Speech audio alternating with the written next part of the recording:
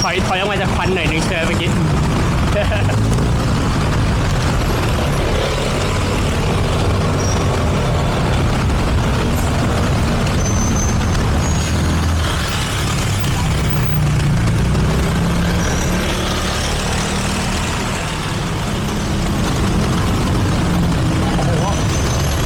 คันเมื่อกี้นี่คือก็ สุดยอดไหมครับคันเมื่อกี้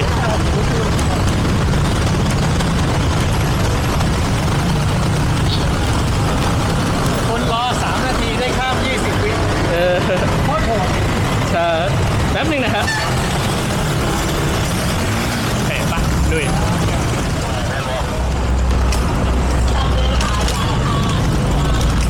ไม่ใช่ผมว่าถ้ามีจักรยานคนละคันก็ขี่ได้ สบายไม่ต้องซ้อนครับปักใครก็ไม่รู้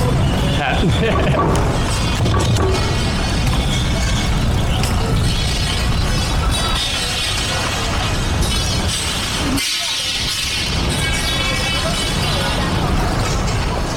โอ้ว้าว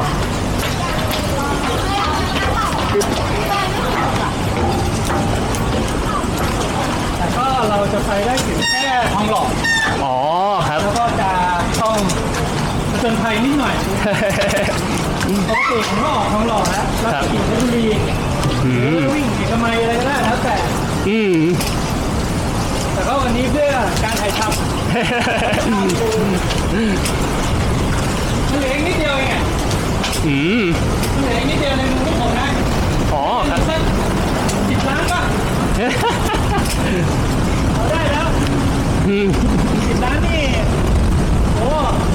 เสาตะหม้อสะพานตูนยังไม่ได้เลยทางรถอ่ะน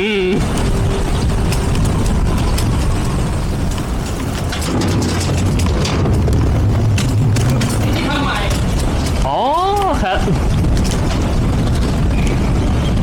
โอ้ดีมากเลย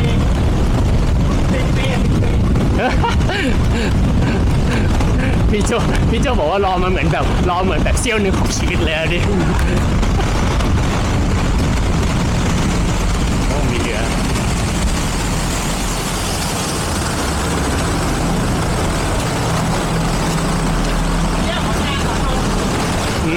ครับ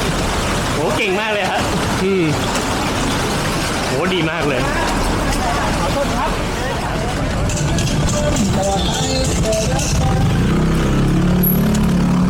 อ๋อระวังหัวใช่ไหมฮะ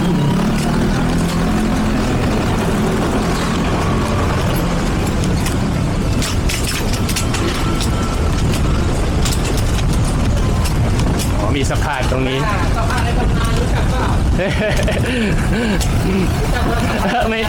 ไม่เคยยังไม่เคยมาถึงตรงนี้สะพานแซนเดฟโอ้ผลงานที่ซันวันนี้โลกสีเขียวอ๋อครับ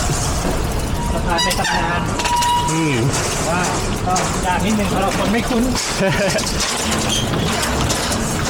ใช่มันจะลื่นนิดนึงนะ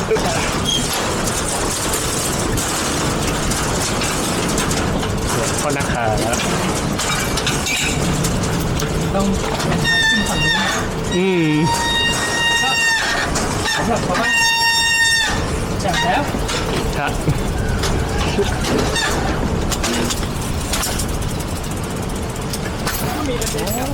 โอ้ดีจังทางแบบนี้อ๋อแต่ว่า ต้องลงนิดนึงที่เขาตรงนี้ก็คือจะไม่ไหวจริงๆเขาไม่เปิดแล้วครับตรงนี้น่าจะเขาบอกว่าเจอเต็มเหนียวเลยแล้วมันเหนื่อยแบบความสุขมาบิดหน้าไป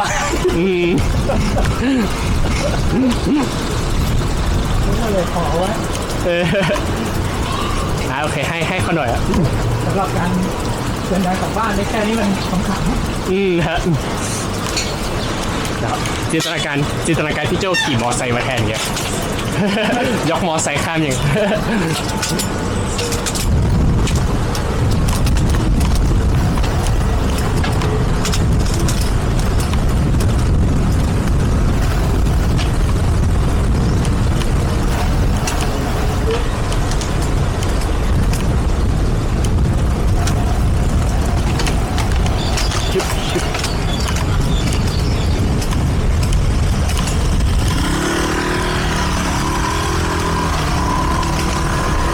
ลุยต่อเลยฮะโอ้แต่จากตรงนี้ไปทองหล่อก็นึกว่าจะขึ้นแล้วครับดิแต่ว่ายังไปต่อได้อยู่ก็ ได้เป็นทองหล่อครับที่สวย ครับ ขอโทษนะครับ ๆ Hey, now stay on the right. There you left. thank you มีมอไซค์มาด้านหลัง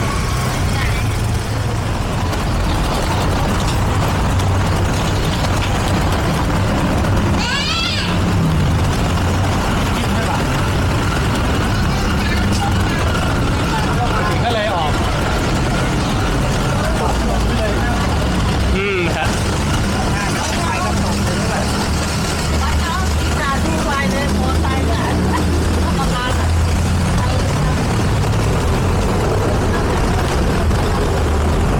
แล้วว่าตรงนี้จะมีแผนทำต่อใช่ไหมฮะอ๋อโอ้โหจะดีมากเลยครับดิถ้าแบบมีต่อจาก เป็นเงินหลักหลายสิบ อ๋อเข้าใจทำไงให้เขาเห็นความคุ้มค่าจากเงินหลักสิบเชื่อ เราเกินคุ้ม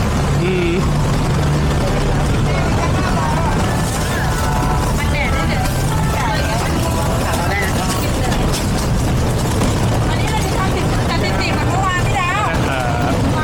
เราจะทำสถิติเหมือนเมื่อวาน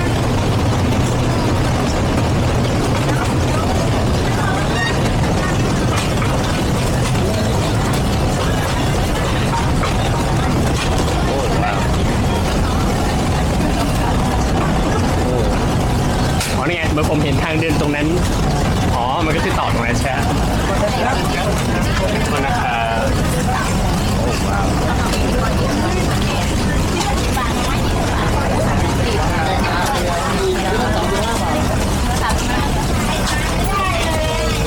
ได้เลยจ้า แถมเลย ถ้าแกไม่อยู่นะไม่คิดตังค์เลยลูกค้าจ้า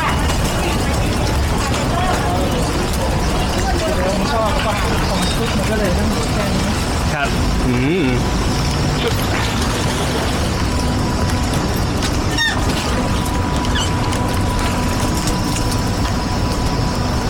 โอ้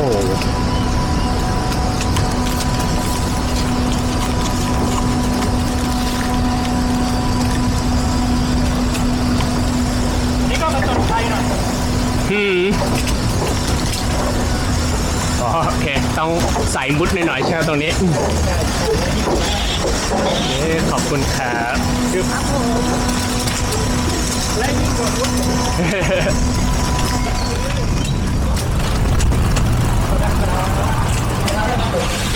โอ้ครับขอบคุณครับ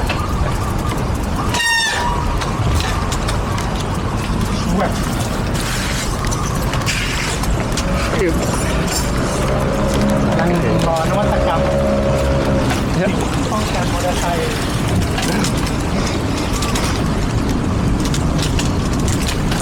กันแค่มอเตอร์ไซค์แต่ว่ารถอื่นขับได้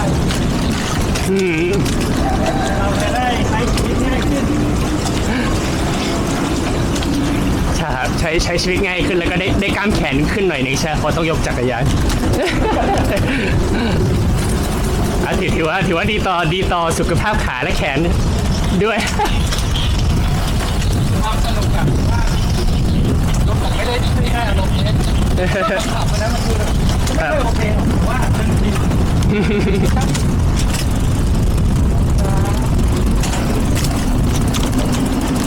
ต้นนะครับ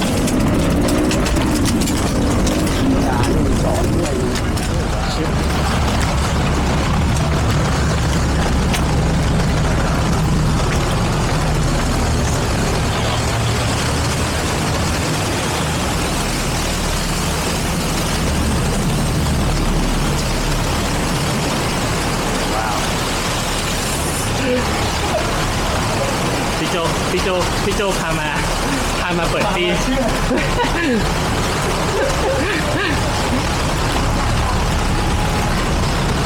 วันนี้ได้ทั้งกล้ามขาและกล้ามแขนเลยครับนี่ต้อง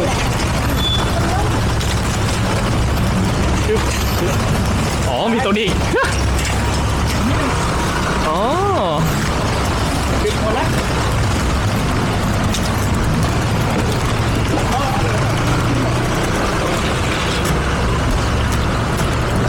ผมพาไปทางสวยแล้วกันนะ สวยแต่จะเตือนภัยหน่อยนึง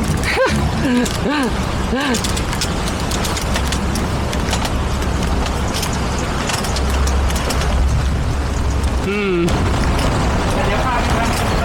ข้าม โอ้ครับครับครับ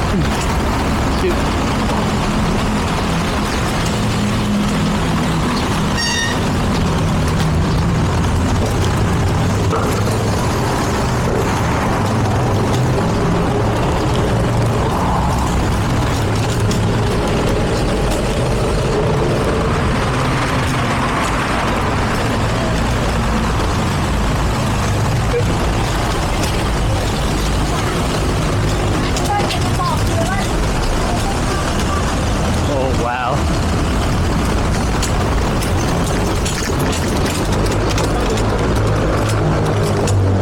ครับ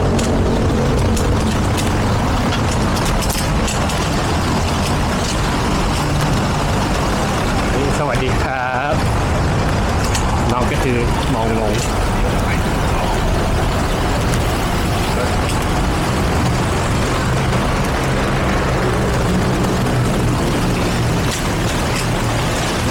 โอเค นี่คืออะไรแป๊บนึงนะ ผมไปช้านิดนึง ไม่ได้แบบกิโลไม่โมแล้ว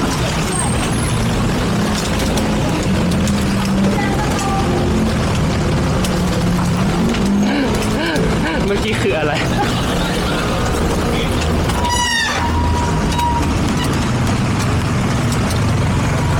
เอามาผม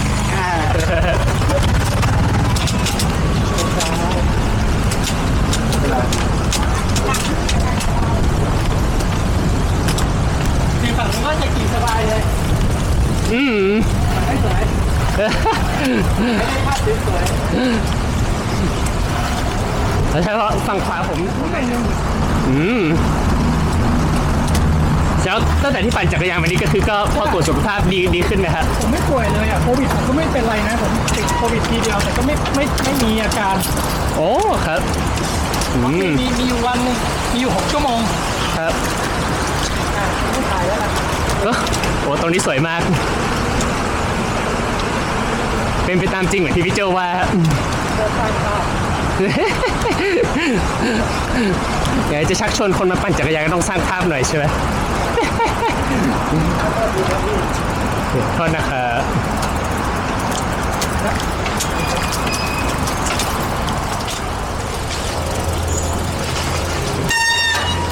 สวัสดีนะครับขออนุญาตครับ ปึ๊บ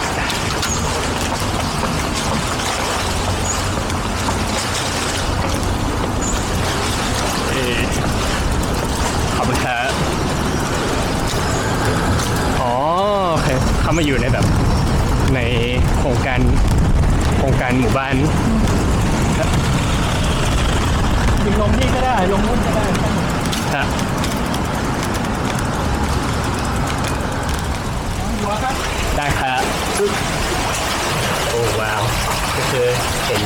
จริงๆเราต้องทำความเข้าใจกับประโยคกันสมัยว่าคนบอกว่าขี่จักรยานอันตรายมันไม่ใช่จักรยานอันตราย ขี่จักรยานมันเกิดอันตรายกับรถได้ไปได้ จริงครับ รถจักรยานเองอะไม่มีอะไรหรอก ฮะจริงมาก ไม่มีคุณค่าคนมาใช้เยอะขึ้นสถิติอุบัติเหตุมันก็น้อยลงโดยปริยายอยู่แล้ว แต่ ครับ ถามว่ามีมอเตอร์ไซค์จะขี่จักรยานทำไมมอเตอร์ไซค์สบายกว่า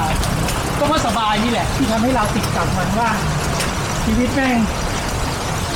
ต้องไปเสี่ยงกับพาหนะตัวนี้ ฮะ มีค่าใช้จ่ายที่สูงกว่า ครับ อย่างเงี้ยติดกว่าได้ขี่แล้วเอาวุฒิภาวะอะไรไปคุมตัวเองบนถนน ใช่ครับจริงมากแต่ แต่ว่าในมุมมองของพ่อแม่ก็คืออ๋อก็มันคือทางเลือกเดียวอย่างนี้ใช่ไหม แล้วสถิติคือปกติแล้วคุณก็ขี่มอเตอร์ไซค์ไปไหนไม่ได้ไกลหรอกเต็มที่คุณก็ไปกับซอย ฮะ ย่าก็กิโล2 กิโล จริงมากฮะ ผมก็จักรยานก็ได้ไหมจะได้ไม่ต้องซื้อมอเตอร์ไซค์4-5 หมื่น โอ้แต่จักรยานอันตรายกว่านะครับอะไรอย่างเงี้ย ไม่จริงเสมอไปโอ้โห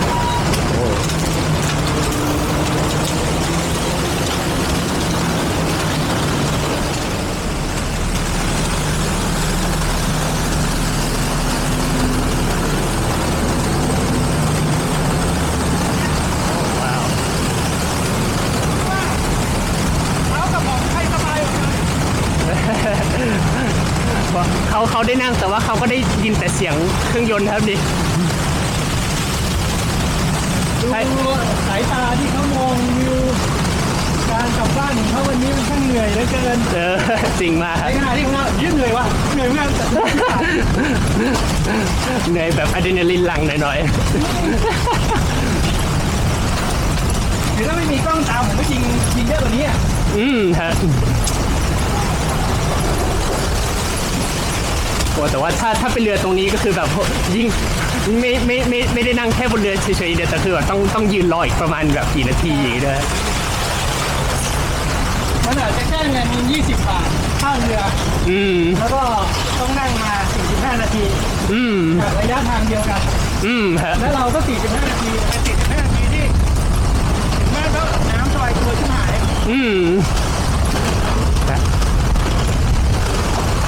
สบายตัวนอนหลับฝันดีใช่ไหมเพราะได้ออกกำลังกายอะโอ้แต่ทางตัวนี้โอเคเลยนะครับแบบไปได้เรื่อยๆอาจจะไม่ได้ไปเร็วมากแต่ว่าก็คือแบบไปได้เรื่อยๆครับ ก็คือไม่มีอะไรเลยครับสบายๆเลยครับ โอ้ว้าวครับ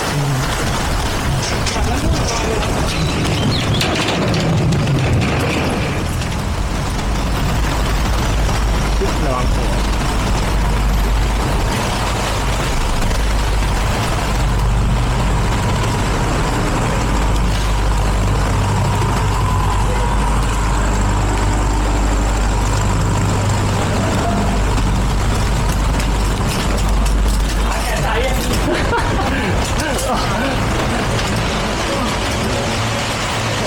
เมื่อกี้ปั่นสบายอย่างนั้นทีนี้ก็มุดอะไร